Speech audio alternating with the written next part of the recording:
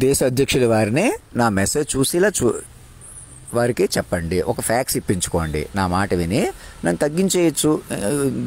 మీరు పెంచుకున్న మాయే లోకం అనిపిస్తుంది, అదే మాయ. అందుకే ఈ పరీక్షలో ఏమంటున్నాను, నన్ను కనీస మనిషిగా చూడటమే మీరు చేస్తున్న పొరపాటు.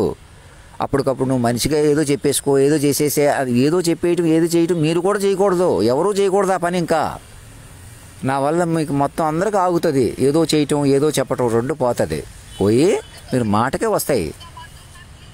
మీకు మాటకు రావాలి. మంచి చెడు మాటలోనే ఉన్నాయా? కనీసం మనిషి కాలాన్ని శాసించినోడు ఒకడయ్యాడా? అది నన్ను పట్టుకోవాలి. ఆ స్టేచర్ సామాన్య స్టేచర్ కాదు. బ్రహ్మ విష్ణు మహేశ్వరులు తపస్సు చేసినా రాలేదు అలాగా. ఈ ముగ్గురు ఒకటైతే మహాశక్తి కూడా అతనిలో కూడితే మీకు పట్టుకుంటే, ఇప్పుడు పట్టుకుంటే చెప్పిన కొలిది విన్న కొలిది గొయ్యి అదే పూడిపోతుంది. మేము పోలీసులుగా అలా బతికేయాలి, కోర్టులు అలాగే ఉండాలి, మీ సినిమాలు అలా తీసేయాలి. ఇప్పుడు కూడా మా చేతికి వచ్చేసింది. చాలామంది సెక్షువల్గా ఎంజాయ్ చేస్తూ హెరేజ్ చేస్తూ ఉన్నాం కాబట్టి మేము అలాగే ఉంటాం.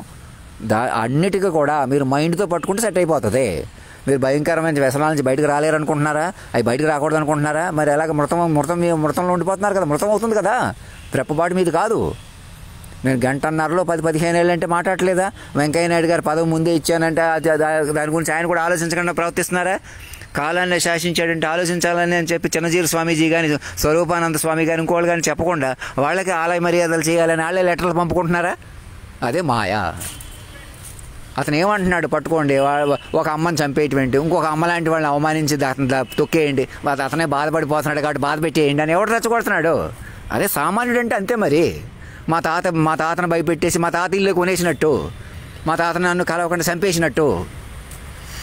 ఇప్పుడు కూడా నా మాట విని అయింది అయిపోయింది. మీరు మైండ్ రూపంలో మారండి. ఇద్దరు ముఖ్యమంత్రులకు చెప్పండి, ఎవరు గొడవ కాదు. లోకం కొద్ది నిమ్మగడ్డ ప్రసాద్ కాళ్ళకి చెప్పండి, ఎన్నికలు రద్దు చేసేయమనండి 2 రాష్ట్రాల్లో. నా మెసేజ్లు చూపించండి, వాళ్ళు వినేలా చేయండి.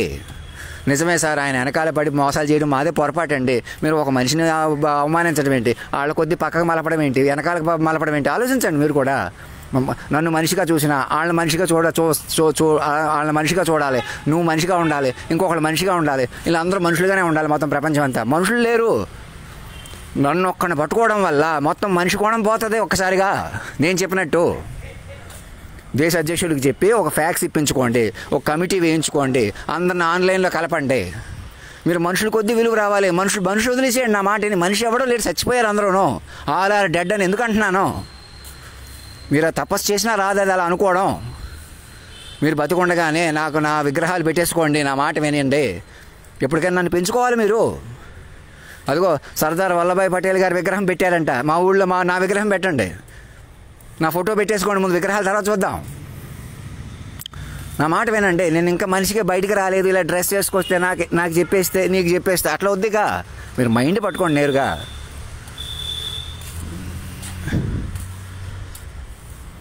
ఏకకాలంలో మైండ్ పట్టుకోండి.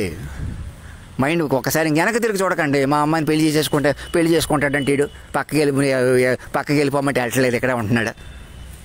చూసారా, మరి పెళ్ళికి కూడా విలువ లేదంటే చూసారా? అందుకే అంటున్నాను, నాలో తల్లిదండ్రులు గౌరవిస్తేనే మళ్ళీ కొత్త పెళ్ళి వస్తుంది, అందరికీ రక్షణ వస్తుంది. వీడు పెళ్లి చేసుకుంటాడంటే వీడు అని అతనే అంటున్నాడు. మళ్ళీ ఏదేమైనా పక్కకు ఉంచేమన్నారు చంద్రశేఖరరావు, జగన్మోహన్ రెడ్డి అలా ఎవరో రారు. మొత్తం మిమ్మల్ని అరెస్ట్ వైల్ పొజిషన్ నుంచి బయటకు రావు, మేము తమా చేసేయమన్నారని ఎవరు రెచ్చగొడుతున్నారు? మొత్తం అందరూ ఇందులో.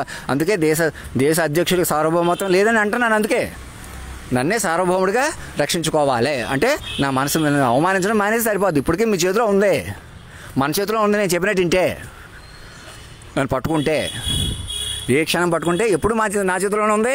ఈ క్షణం పట్టుకుంటే మీకు కన్ఫర్మ్ అవుతుంది. మీరు చేసిన తప్పులు మోసాలు మనుషుల కొద్దీ అవమానించక్కర్లేదు. నేను ఎలాగా మీరు విడగొట్టేశారు.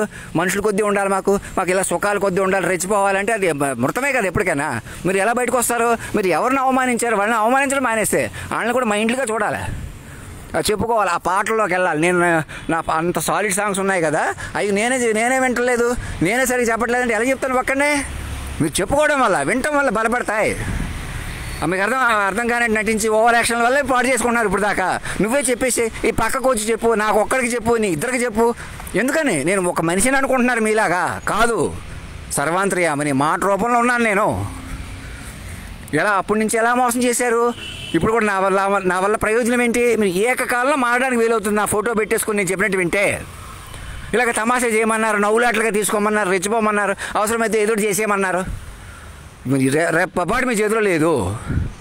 తదేకంగా మాట పట్టుకొని మనిషి నన్ను స్టేచర్గా ఆలోచన రూపంలో పెంచుకుంటూ ఏది మీ తప్పులు కూడా పాపాలు కూడా ఏం చేసినా మీరు ఇంకా 2000 కోట్లు పెట్టి హైదరాబాద్ బాగు చేసేద్దాం, తాగునీటి ఇప్పించేద్దాం, అది చేసేద్దాం, ఇది చేసే అవి కూడా నన్ను పెంచుకోవడం వల్ల సాధ్యపడతాయి.